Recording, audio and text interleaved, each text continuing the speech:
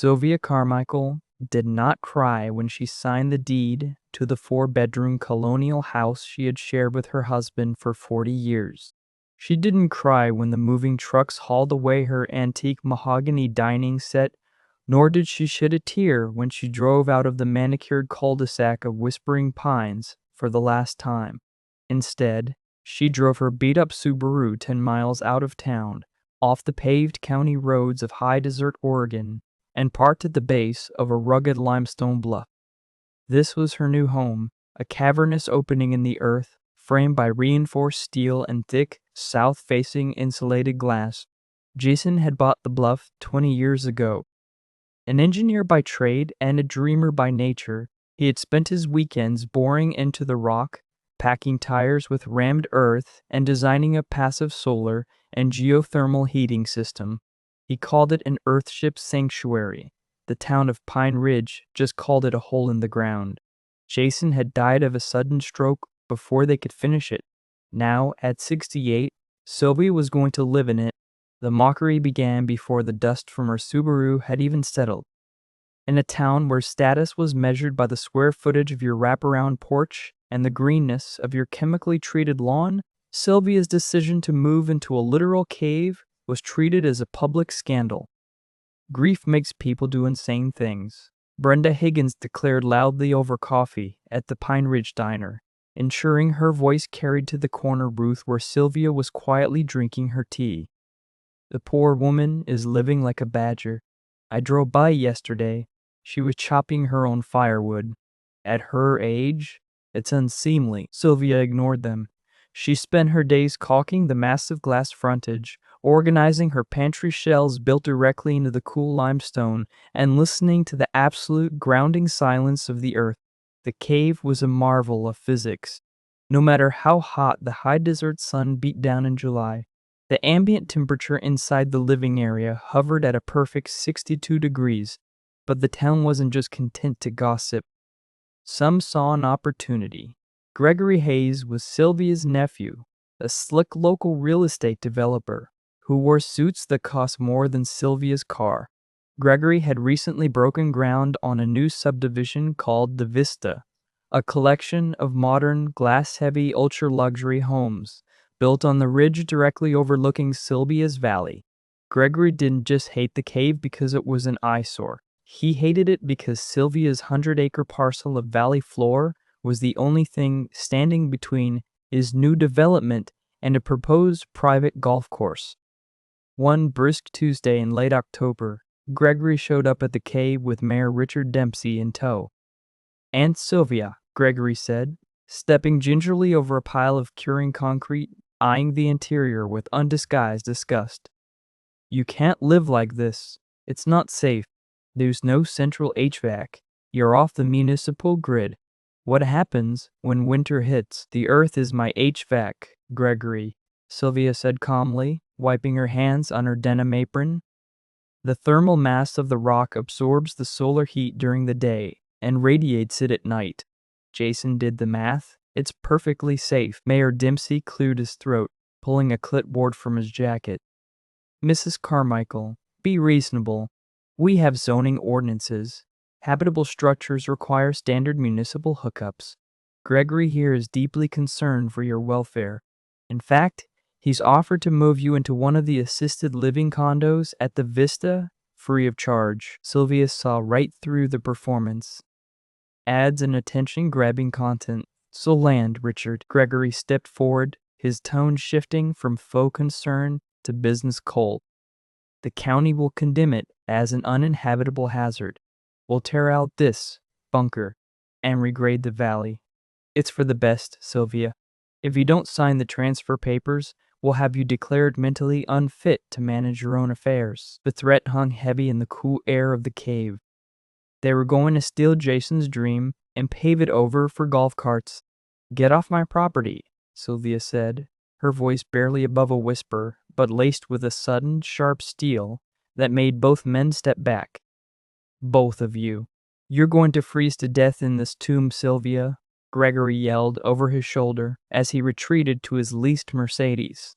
"And when you do, The county gets the land anyway. November began with deceptive warmth.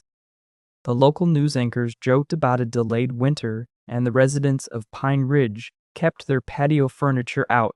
At the Vista development, Gregory proudly showed off the floor-to-ceiling panoramic windows of his new builds, boasting about their modern aesthetics to wealthy buyers. Then came the second Tuesday of the month. Meteorologists later called it a historical atmospheric anomaly, a massive, unpredicted polar vortex that swept down from the Canadian Rockies with terrifying speed. At 2 p.m., the temperature in Pine Ridge was a comfortable 45 degrees Fahrenheit.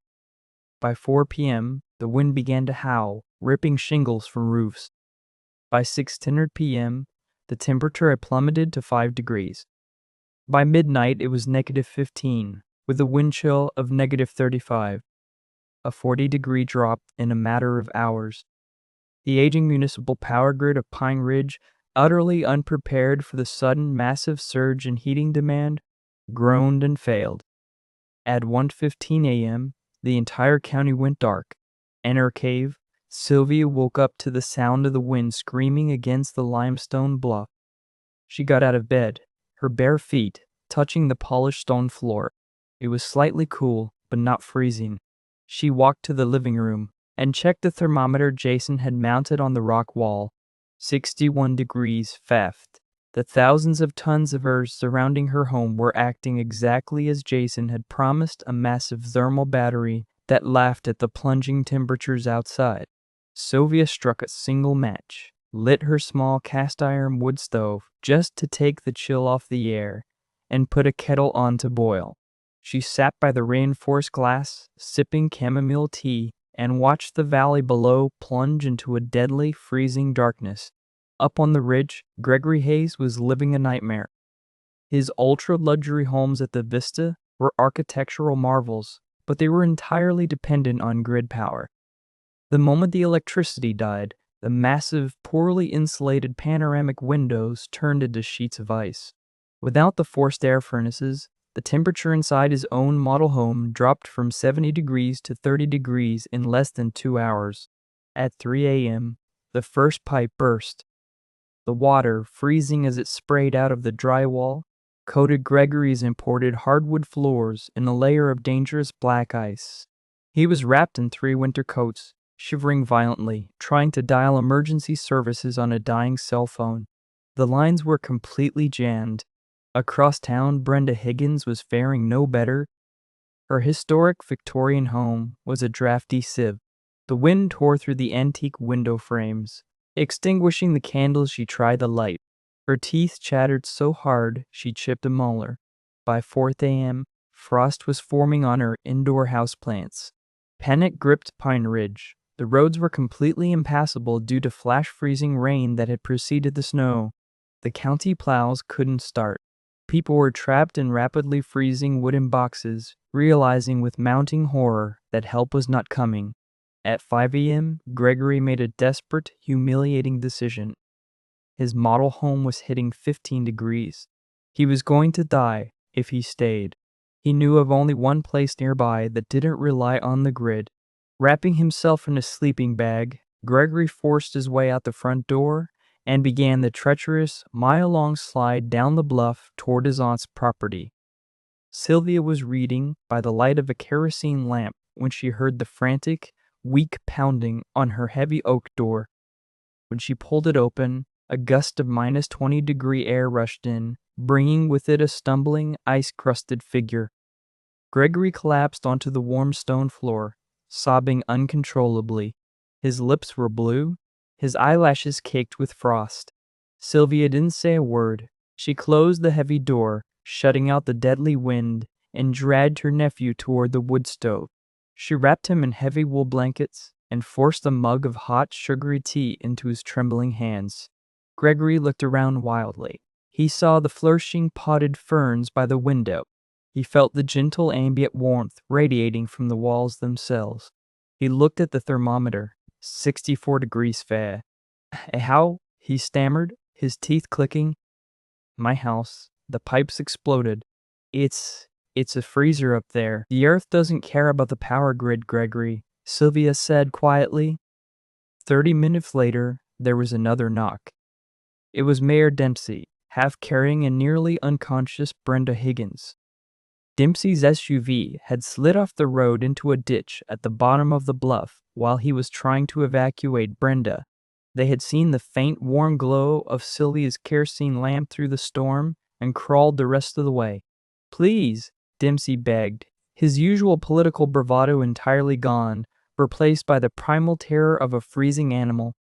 "Please, Sylvia." By 8 a.m., the Dirt Widow's Cave was housing 12 refugees. As the neighbors realized their cars wouldn't start and their houses were turning into death traps, those who lived close enough to the bluff made the desperate trek. Sylvia directed them with quiet authority. She had enough canned food from her root cellar to feed a battalion and a gravity-fed water cistern that hadn't dropped a single degree in temperature. Brenda Higgins sat wrapped in an Afghan on Sylvia's sofa, staring into the small fire. She looked at Sylvia, who was calmly pouring soup from a massive pot. "I called you a badger," Brenda whispered, shame coloring her frostbitten cheeks. "I laughed at you in the diner." Sylvia paused, looking down at the woman. "You did, Brenda, and you were loud." She handed her a bowl of soup. "Eat. You need your core temperature up." The storm raged for 3 days. For 3 days, the town of Pine Ridge remained crippled, completely cut off from state rescue. But inside the limestone bluff, the temperature never dropped below 60 degrees. They ate hot meals, played cards by lantern light, and listened to the wind scream impotently against the rock. On the 4th day, the sun finally broke through the clouds, and the state emergency convoys rolled into Pine Ridge. The damage was catastrophic. The town's infrastructure was severely compromised. But the biggest scandal was at the Vista. When the county inspectors finally made it up the ridge, they found that Gregory Hayes had cut massive corners. To afford the luxury glass and finishes, he had skipped crucial, code-mandated sub-zero insulation. The entire subdivision was a total loss. The foundations cracked from the ice, the interiors destroyed by bursting pipes. Gregory's company faced immediate bankruptcy and a slew of gross negligence lawsuits from the buyers. A week later, a town council meeting was held in the high school gymnasium, one of the few buildings with restored heat. The room was packed with exhausted, traumatized citizens. Mayor Dempsey stood at the podium, looking 10 years older. He ran through the disaster relief protocols before hesitantly turning to the last item on the agenda. "Regarding parcel 402, the Carmichael property," Dempsey said, his voice echoing in the quiet gym. He looked down at the condemnation order that had been sitting on his desk for weeks. He slowly picked it up, tore it perfectly in half, and dropped it into the wastebasket. "The county withdraws all zoning complaints," Dempsey said softly. He looked directly at the back row where Sylvia sat quietly in her denim coat. "Furthermore, the town of Pine Ridge owes Mrs. Carmichael a debt of gratitude. Her home served as a vital emergency shelter and saved the lives of a dozen citizens." The gym was silent for a moment. Then, from the middle row, Brenda Higgins stood up. She didn't say anything. She just started clapping. Slowly, the rest of the town joined in until the applause echoed off the rafters.